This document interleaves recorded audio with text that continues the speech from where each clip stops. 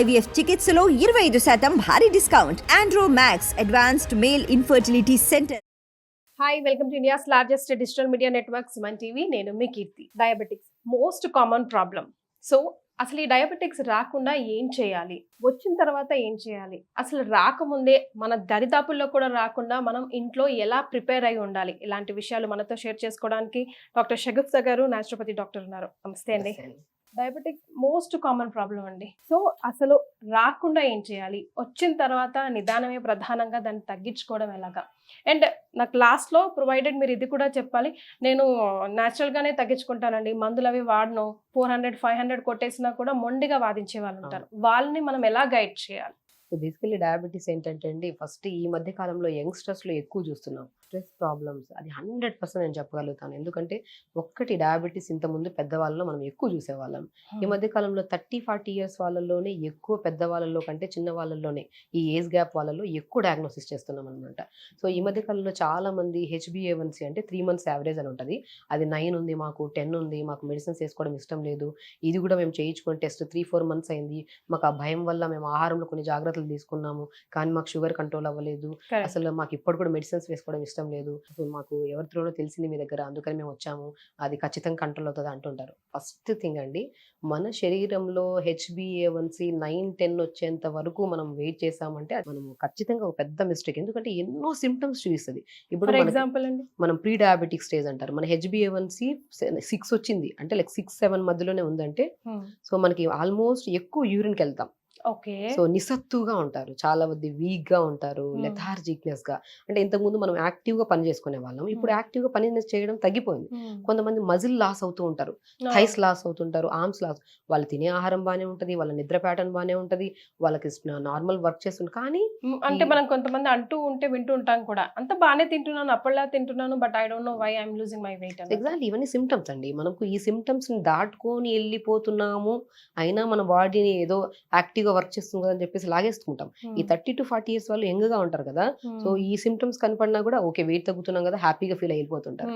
So sleep pattern disturb అవ్వడం కానీ, ఎక్కువగా దాహం వేయడం కానీ, హెయిర్ ఫాల్ అవ్వడం కానీ, చాలా మజిల్ చాలా లూజ్, అంటే మనం ఇంతకుముందు టైట్ గా ఉన్న మజిల్ ఎప్పుడైతే లూజ్ గా ఉంటుందో, నిస్సత్తుగా అనిపిస్తుందో, ఈ సిమ్టమ్స్ వచ్చినప్పుడు దయచేసి మీరు వెళ్ళి టెస్ట్ చేయించుకోండి.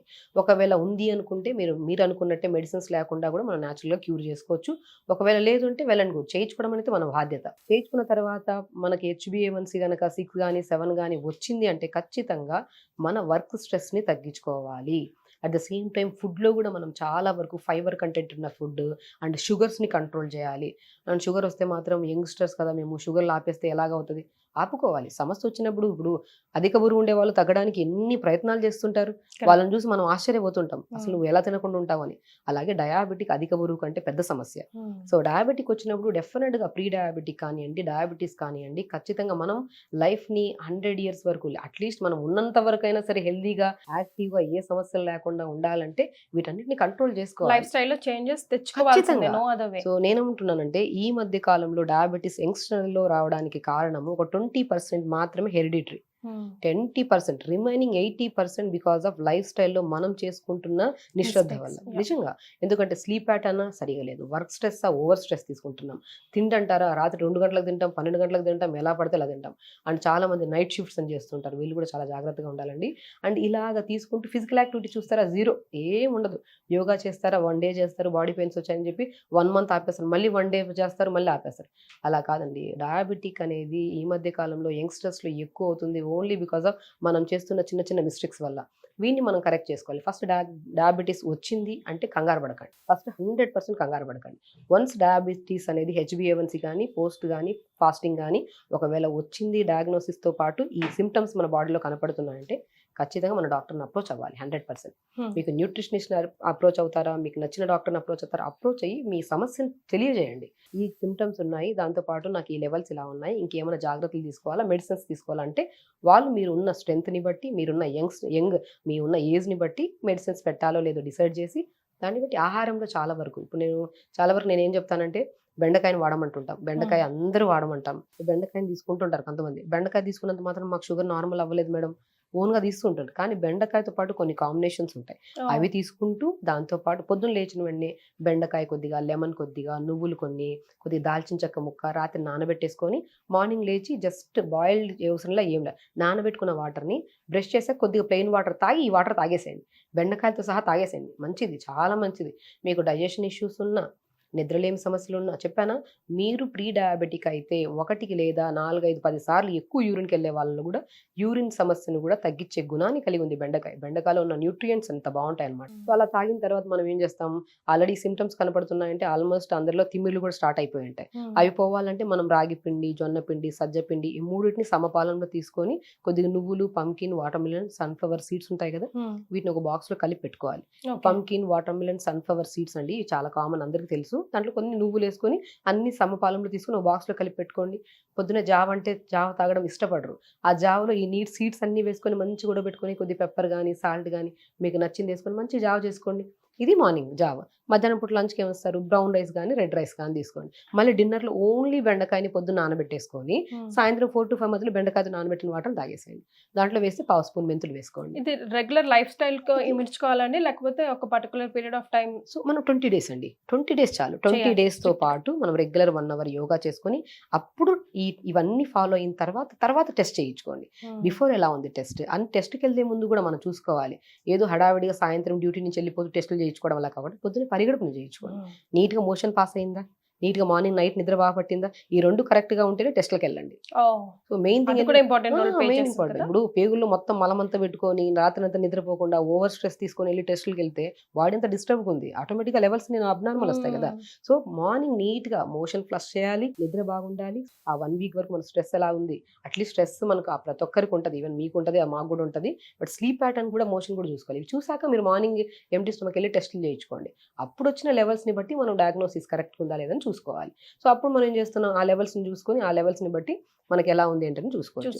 అది ఎగ్జాక్ట్లీ 21 days చెప్తున్నాను నేను. 21 days నేను చెప్పిన ప్యాటర్న్ తో పాటు పొద్దున ఒకసారి బెండకాయతో పాటు ఈ కాంబినేషన్ వాటర్, సాయంత్రం ఓన్లీ బెండకాయని మెంతులు నానబెట్టుకున్న వాటర్, దాంతోపాటు మార్నింగ్ జావ, మధ్యాహ్నం పూట మంచిగా బ్రౌన్ రైస్ కానీ రెడ్ రైస్ కూడా చాలా షుగర్ని కంట్రోల్ చేస్తుంది. డిన్నర్కి వచ్చిన తర్వాత ఏదైనా పెసరట్టు కానీ లేదంటే రాగి దోశ కానీ జొన్న రొట్టె కానీ తీసుకోండి. రాత్రి పడుకునే ముందు టీ కప్ అంత వాటర్ దాల్చిన చెక్క పౌడర్ కలుపుకొని తాగండి.